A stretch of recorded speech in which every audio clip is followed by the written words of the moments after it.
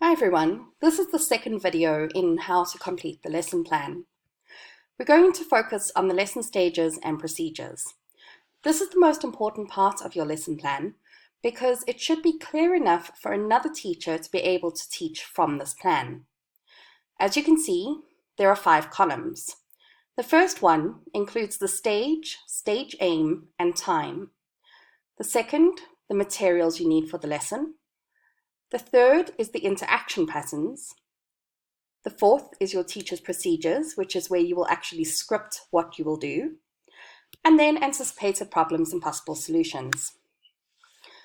The first one for this lesson is very simple. There is only one stage, and that is the activity. The stage aim will be the same as the aim of your activity. On the material you were sent, the activity should say objective. That is your stage aim. Your time for this lesson is 30 minutes. So all you need to add here is your stage aim and time. For example, to allow students an opportunity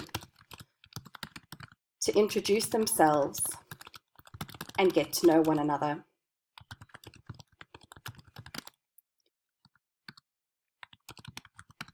And for that, I have 30 minutes.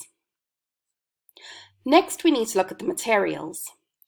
This is everything you need or your students will need to complete the activity successfully. If you are going to be giving them individual worksheets, you need to name the worksheet. For example,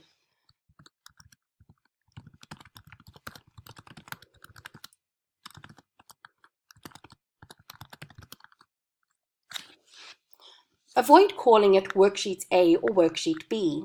Remember, another teacher needs to know what the worksheet is. If they're doing a worksheet, they will also need pens or pencils. If you are doing an example on the board, you will need to include the board and markers. This doesn't mean that you need to provide all of these materials, but it does mean that you need to have access to them. The interaction pattern is easier to fill in as you go through your procedures. So let's look at the procedures first. For the instructions, use bullet points and keep your instructions short and simple.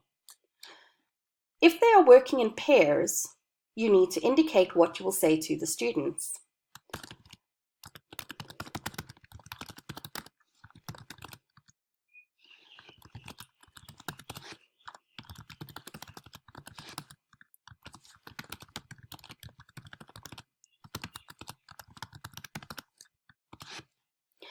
As you can see, my sentences are very short. There's no exact count to how many words you should use, but try to avoid going over 2 lines if possible. Continue to script your instructions in bullet points until the students start. To go back to the interaction, you are talking to the students at this point. Therefore, the interaction pattern will be teacher to students. The goal with the interaction is to try to get as much student-to-student interaction as possible throughout the lesson. If everything starts with T to S, this is often a good indicator that your lesson is very teacher-centered. In the procedures, you also need to do a demonstration. You actually script what you will say. For example,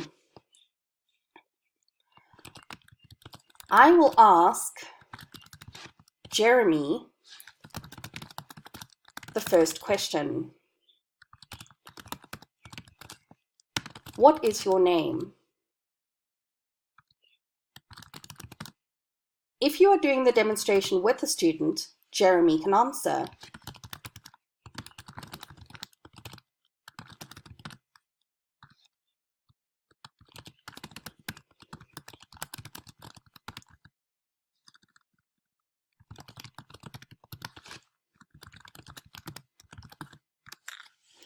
Once you've finished writing the demo, you need to think about what concept checking questions or CCQs you can ask the students to check that they've understood. Try to make them meaningful. For example, how much time do you have? Is a logistical question that you will have to monitor. The students will not monitor time. So a better instructional question would be, are you working alone or with a partner?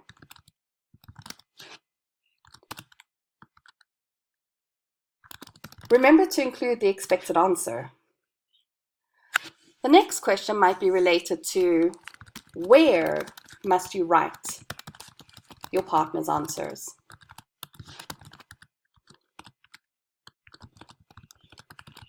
On the worksheet. You can see my questions are sometimes very open-ended. They shouldn't all be yes or no answers. This will be the longest part of your lesson plan. It's also where you do the most talking. Moving on to the while activity, you now activate your students. You have 20 minutes. Start.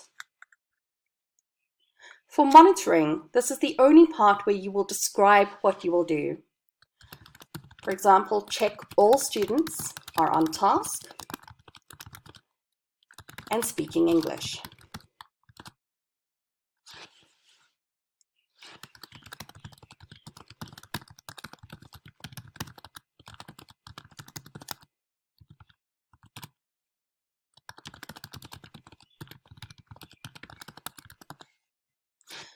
You can see I've got a couple of options here. It really depends on what you're monitoring for. The post-activity feedback will be what you are going to go through with the students.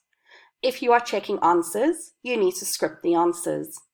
If you are getting them to do a peer check, you need to indicate that. The wrap-up can be something very short, such as, "Great job, everyone."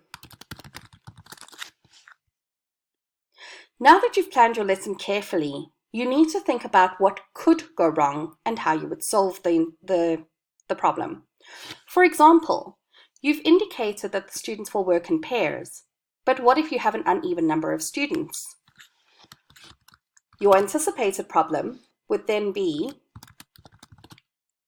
uneven number of students for pairs. The possible solution: have one group of 3. This may be the only problem you have at this stage of the lesson. Think about organizational, language, and individual problems. For example, Susan might be a very shy student.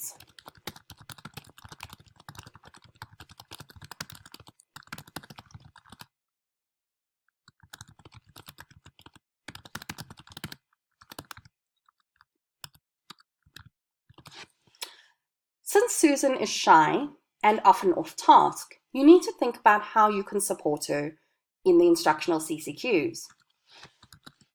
The possible solution: ask Susan one of the CCQs to check she understands the task. You need to go through the entire lesson plan and think about the anticipated problems and possible solutions at each stage. Also make sure that you have not only indicated teacher to students as your interaction pattern. For example, the demonstration will still be teacher to students. The instructional CCQs will be teacher to students to teacher. During the activate stage, however, this should be students, or students if they work individually, or student to student. Think about what the task actually is, as this tells you what their interaction pattern is. Remember, try to start with S as much as possible. This will ensure that your lesson plan is very detailed, easy to follow, and well structured, It will also help you to deliver an excellent lesson during the on-site week.